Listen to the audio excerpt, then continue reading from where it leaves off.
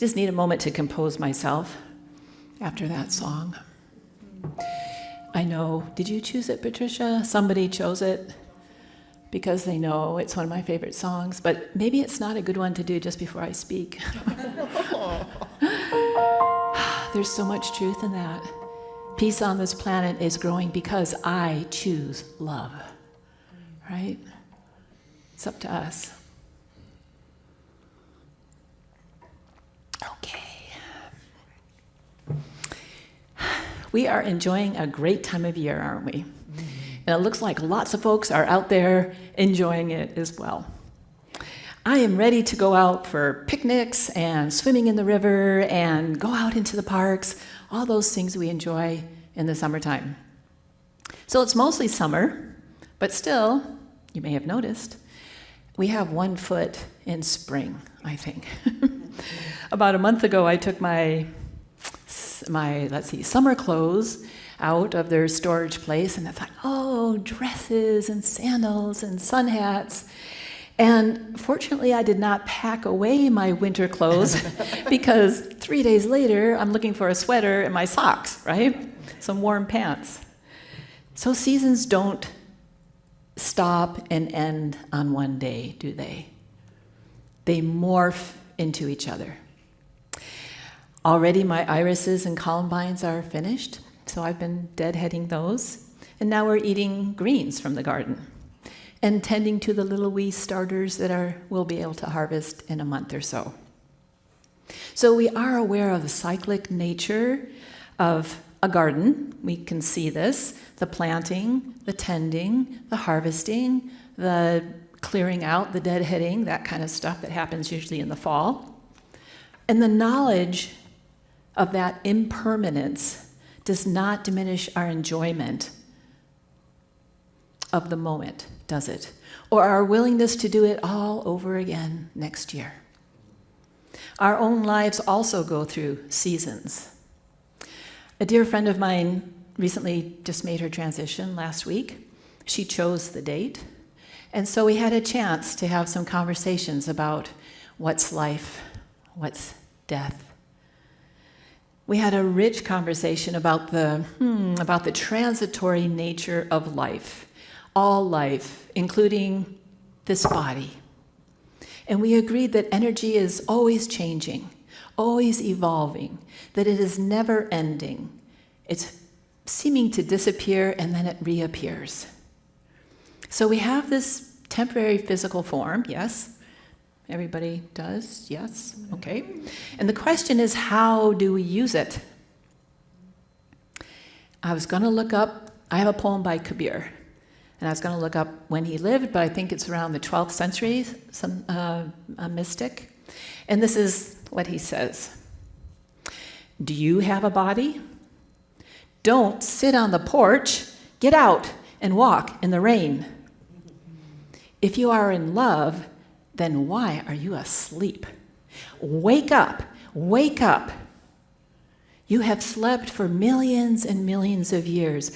Why not wake up this morning? If you are about to fall back to sleep anyway, why waste time smoothing the bed and rearranging the pillows? So wake up and look around. Where are you living? Here, now, or in the past? What are most of your thoughts occupied with? What has already happened? What no longer exists? Living in a world of he said, she said, I wish I hadn't, they should have, I could have, if only. Do you see where all these questions take us? Into the past. A place where we have no power, where we cannot act, where we cannot speak. Our minds and imaginations are wonderful things, and if we are not paying attention, I'll speak for myself, if I'm not paying attention, I can use that mind and that imagination to recreate a whole story from the past, and I can live there. We can be in the past to such an extent that we can feel the same anger or frustration or fear. Have you ever done that, told a story, and next thing you're mad all over again, right? And we can feel it in our body. It feels real. We can live there. We can reproduce that in our bodies to such an extent and to such a degree that we are actually paralyzed by it, stuck like an insect in amber. Is that where we want to live? How we want to live? And then we wonder why we're feeling hopeless or helpless. Of course we are going to feel that way, because if that's where we're living, we are helpless and powerless with no choices. Looking backwards while at the same time moving forward, which we are always doing in our lives, is dangerous, right? Like, would we do that if we were walking or driving? Driving this way and, looking over our shoulder, or walking and looking backwards? Of course not. Nothing good can come from that. And the same applies for us wanting to create something new in our own lives or to have a different experience. It will not happen. It cannot happen when we are living in the past. So how then do we move forward? Plant new seeds, set new intentions, have a fresh, new experience of life. I have 3 words: gratitude, gratitude. Guess what the third one is? Gratitude. I thought I was pretty familiar with gratitude and the place that it has in our lives, but I came across some research lately that I thought I would share with you. Because there is, and it's about the science of documenting gratitude. This topic has been researched and comprehensively studied, documenting the impact of gratitude in our lives, physically, mentally, physiologically, neurologically, in our brains, psychologically. And here's some things I thought I would share with you. Gratitude fosters emotional regulation and optimism and helps us cope with stress. It rewires the brain. It actually rewires the brain, influencing positivity and fostering resilience. Now, I don't know about you, but this is all the stuff I want. Emotional regulation, resilience, optimism, well-being. Also says gratitude helps anchor people in the present moment, which is what we were just talking about. Yes, the time that we do have choices and options and where we can take action. Gratitude anchors us in the present moment. The absence of gratitude often leads to rumination, dwelling on past mistakes or worrying about the future, which exasperates anxiety and depression. Without gratitude, we are more likely to focus on negative experiences while overlooking positive ones. And then this is something interesting that I had not considered before. Group gratitude, so they studied group gratitude, amplifies all of these effects. Regularly gathering to celebrate with gratitude opens us up to more joy.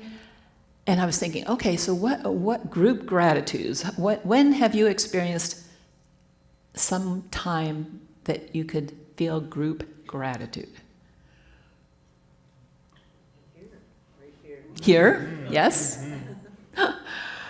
Birthday parties, I don't know, anniversary celebrations, picnics, Thanksgiving, yeah, Christmas, Father's Day, yes. Hi, Leo. Leo or Lou? Oh, sorry. Hi. Yeah, all of these things. So how often do we do that? How often do we make time for that? Studies show that collective gratitude expressed in a religious context can lead to even greater happiness, life satisfaction, and mental health compared to secular gratitude. And here we are, as Leon said, in unity, the perfect place to practice group gratitude. the perfect place to amplify the positive benefits of gratitude. Where else can you find that? Did you find it in the grocery store or the gas station or when you were in the lineup for the bank? It's not that common. So I just consider myself extremely blessed to be part of a community where I can experience that deeply. There's something else that I thought you might want to consider as you start to incorporate active gratitude in your life. We may have some old beliefs hanging around from probably our childhood. So as a child, we may have wanted something and we're told, anybody have that off the tip of their tongue? Be grateful for what you have. Maybe you didn't, but I think it sounds like some of us have grown up with that. There may be a residual belief that being grateful means we should not want anything else and we should not ask for anything else. And that if we do, we're just being greedy or selfish. So I invite you to check that out in here and see if that belief system is still hanging in there. We also have something in Unity called giving thanks in advance. You may already know this, but I thought it was worth saying again.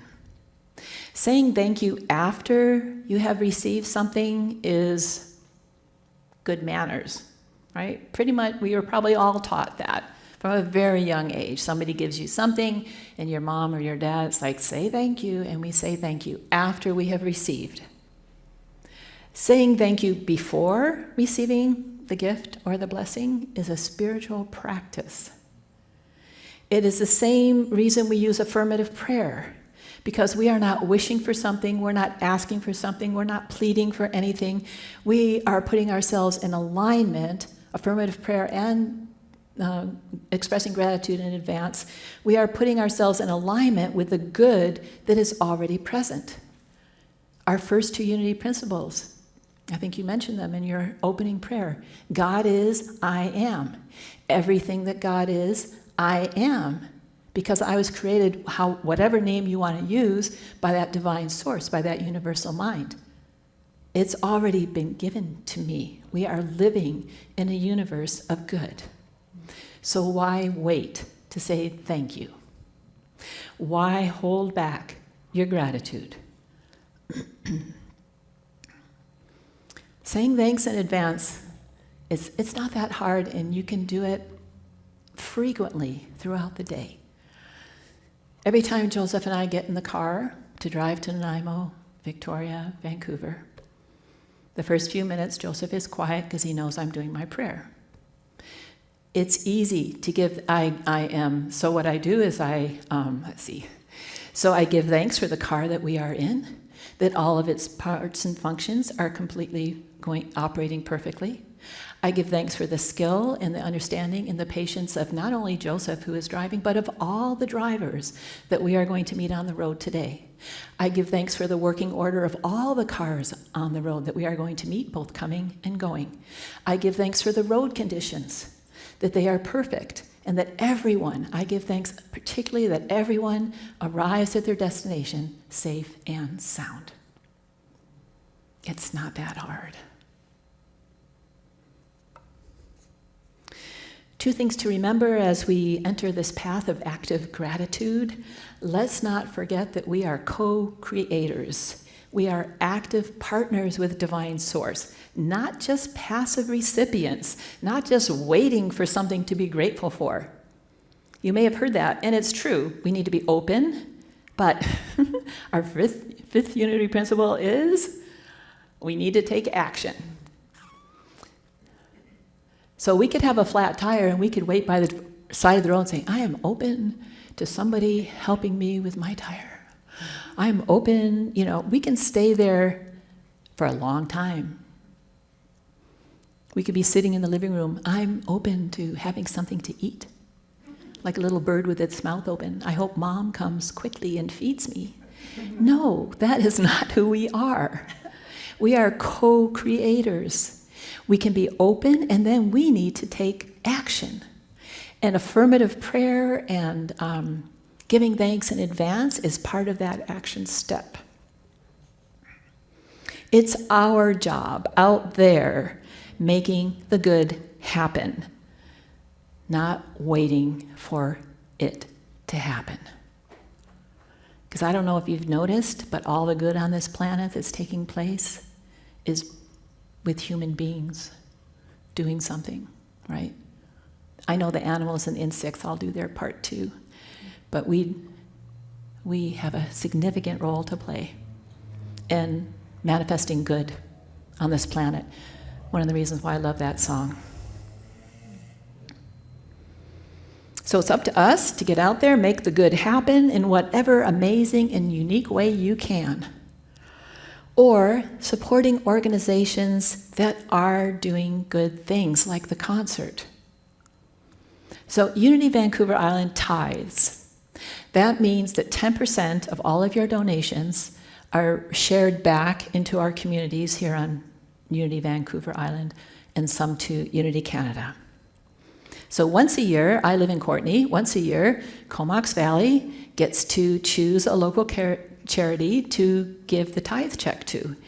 And this year we chose Lush Food Action Society, which does amazing work, which we found out about because we had a representative of the organization come to the service to accept the check and to tell us a little bit about the organization. I just felt so proud of us that we can do things like that. So maybe I can't get out and volunteer with that organization because they do use lots of volunteers, but I can support them through the gifts to Unity Vancouver Island. This is how your donations make a difference. So this is one way to actively bring more good into our world. What else can we do to make more room for blessings in our lives? Well, by continuously aligning and realigning ourselves with spirit, with divine mind, releasing rigid expectations and control. And you know what else I noticed? The simpler our lives are, the more easily we see and recognize the expressions of abundance that come our way. I remember back when I was a single mom and really just living paycheck to paycheck, and some unexpected something would come in the mail, a check for $35 or $50. Like, oh, great, I can put that against the blah, blah, blah, against my credit card or something. It's just like in, out, because my life was so complicated in so many ways. And what Joseph and I have noticed now, because we live very, very simply, is that we got a check from our insurance company or something, as a rebate of, it's like, oh my gosh, we put it up on the fridge for a week before we even cashed it. It's like, so we can keep celebrating it. It's like, oh my gosh, it just didn't disappear, right? Unexpected, not asked for, yes, a gift. And we celebrated it.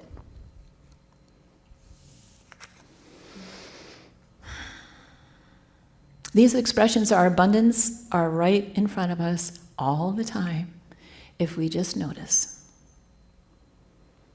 If we're in the now moment, we see them. The more we express gratitude, the wider the door for the flow of good, both in and out, because I'll speak for myself, I feel so good when I can give, right? Like if, a helping hand. We helped somebody unload their groceries into their car because they were struggling with their shopping cart. It feels good to give. And I'm so grateful I have so many places to give in my life. Doesn't matter what age you are, what your capacity, what you think your capacity is, there's no end to the ways that you can give. And that keeps that door open, the giving and the receiving. Gratitude is the path to transforming our lives, and it really is the only way we can be the change that we want to see in the world. So are we going to continue reliving the past, stumbling ahead, wondering why nothing ever changes? Or are we going to give thanks for everything that has brought us to this now moment? We all have a choice. We make it every moment. And it counts. It matters. Because every moment, with every thought and feeling, we are adding to the communal collective of energy or the vibration or the resonance or whatever you want to call it.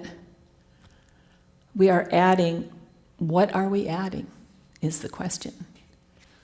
With every thought, joyful thought, with every appreciative thought, with every grateful thought, with every loving thought, with every caring thought, this is what we're adding to the pool. It's like if you imagine that we're all swimming in a pool. What do you want to have put in there? So I invite you to stop regularly and ask yourself, what am I contributing? And I'll leave you with that question. And we'll prepare for a time of contemplation.